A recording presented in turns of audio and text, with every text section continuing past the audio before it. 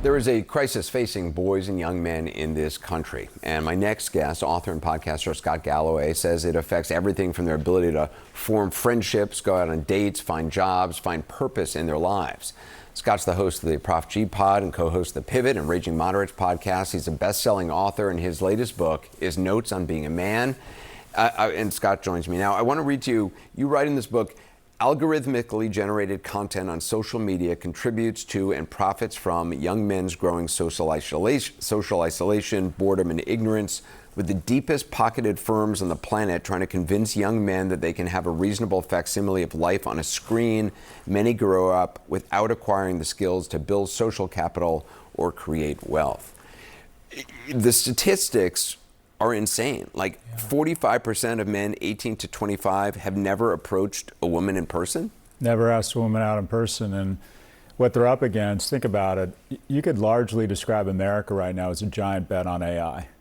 10 companies have driven all the growth in GDP, are responsible for 77% of the earnings growth. Our economy literally rests on 10 companies now, often referred to as the Magnificent 10. And they do several things, but quite frankly, they're in the business of enragement, polarization, and then sequestering young people from all other activities. And that's only getting worse given where AI is going. I mean, with like, agents and chatbots who are, sexually clad anime type figures chatting with young men.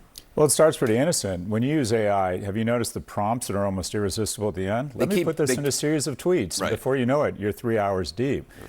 But effectively, these companies have attached the entire economy and literally trillions of dollars to trying to get people to, or trying to convince young people, specifically young men who are more susceptible, because quite frankly, their prefrontal cortices isn't as developed, to try and convince them they can have a reasonable facsimile of life online. Why go through the hierarchy of trying to make friends? It's not easy, right? Why try to figure out how to navigate a corporate, all this, when you can go on Reddit or Discord and find friends, or you can trade crypto or stocks on Robinhood or Coinbase? And why, Anderson, would you go through the rejection, the dressing well, the effort, the expense, the humiliation, developing a kindness practice of trying to establish a romantic partnership when you have literally lifelike synthetic porn? So what are we doing?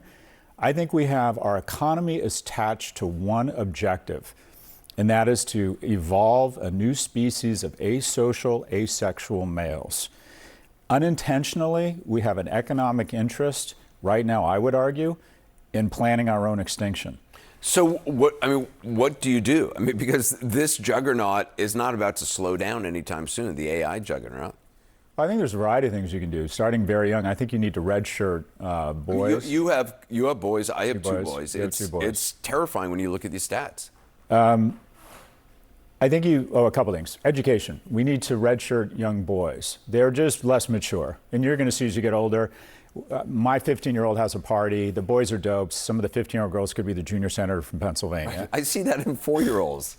So red shirts, start kids in kindergarten at 6. Get more men involved in K through 12, where 70 to 80% are women who are naturally going to champion people who remind them of themselves. Boys need more male role models.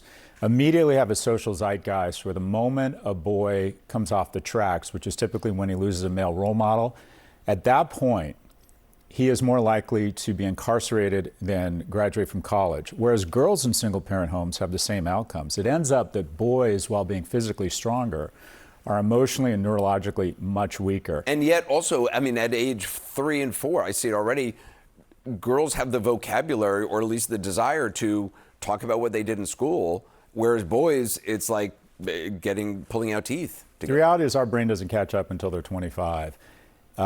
Goes into college. Any school, any college, in my view, that has over $1 billion endowment and isn't growing its freshman class faster than population growth should lose its tax-free status, because it's not a public servant, it's a hedge fund with classes. And my industry is so corrupt that we've decided the ultimate way to create artificial scarcity and extract more margin from middle-class homes is to limit our supply.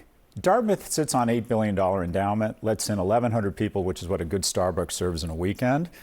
There's no reason why they couldn't let in 11,000, quite frankly. More vocational programming, and quite frankly, put more money in their pockets. We've had tax and fiscal policies for the last 40 years that have made my generation, on average, 72% wealthier than we were 40 years ago, and people under the age of 40, 24% less wealthy. So what do you have?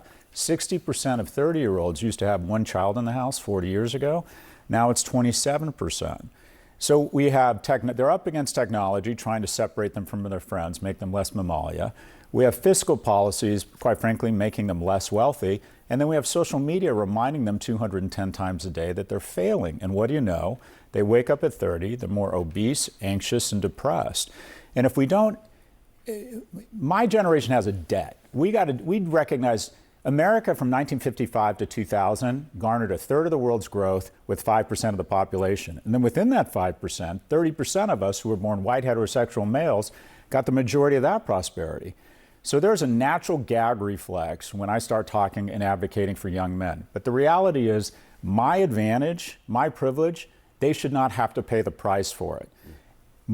People in my generation have a debt. One, we need to get more emotionally involved in their lives. Men aren't stepping up. In this city, there are 3 times as many women applying to be big sisters as there are men applying to be big brothers. And then we have figured out, when I say we, my generation, how to vote ourselves more money. And we keep extracting more and more capital from young people to old. The prices of housing have gone absolutely crazy. The price of education has gone crazy because we've realized the way to get our houses more expensive is through a lack of permits, make it more difficult for people to get in college. And what do you know? The child tax credit gets stripped out of the infrastructure bill, but the $120 billion cost of living adjustment in Social Security flies right through. So they have less money, less opportunity. And we also have to acknowledge a basic reality. 75% of women say that economic viability is important in a mate. Only 25% of men state that. Beyonce could work at McDonald's and marry Jay-Z. The other way would not happen. So when you have the pool, men mate socioeconomically horizontally and down, women horizontally and up. And when the pool of horizontal and up, in other words, economically and emotionally viable men, keep shrinking, we have less household formation. And just to finish off this word salad, the cartoon of a woman in her 30s who doesn't find romantic love and what a tragedy she's living alone with her cats, that's not the tragedy. She's fine. Men need relationships much more than women. A widow is happier after her husband dies. A widower is less happy. Women in relationships live 2 to 4 years longer. Men in relationships 4 to 7 years longer.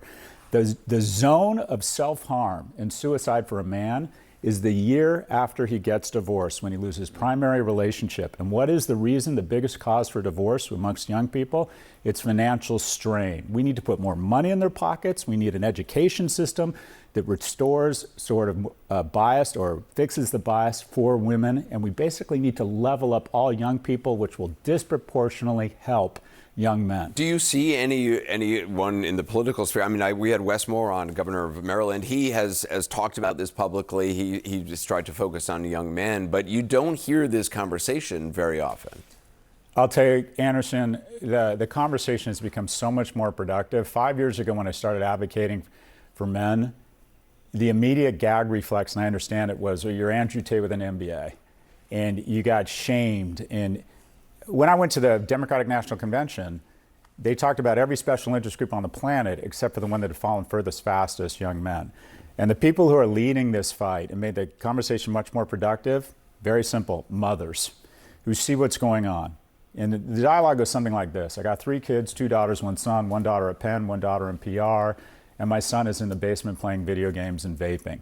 Mothers see this. Governor Moore, Governor Newsom, a lot of senators are basically talking about, for the first time, they are coming out and saying there is a problem with our young men. Governor Moore has said he's going to devote the next year to the struggles facing young men and to boys. This has become a much more productive dialogue. Yeah. Scott Galloway, thank you. Appreciate it. A lot to learn. The new book is Notes on Being a Man